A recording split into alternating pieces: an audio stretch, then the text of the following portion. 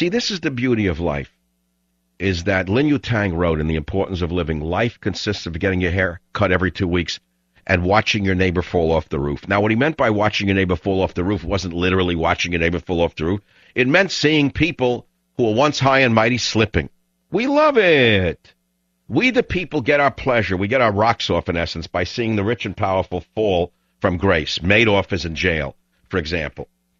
Madoff is probably wearing a wig and high heels right now, and he's too old for that.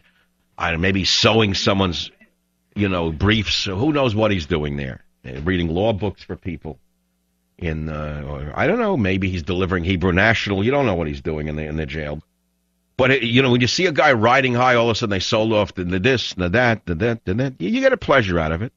It's not because you're a vicious person. It's because you're a human being, and human beings actually get pleasure in seeing the high and mighty fall. That's the truth.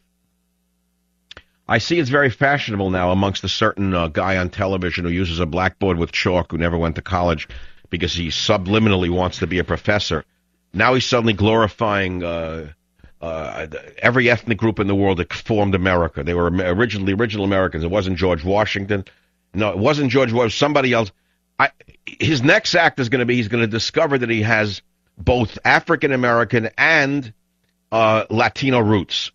As sure as I'm standing here, Hammer's going to say he discovered through a genealogical search in Israel, through a certain Iron Mountain record kept secret in the Mormon world, that actually his ancestor on his grandmother's side is related to Yasha Heifetz's grandmother, who they met in the bakery in Koblenz.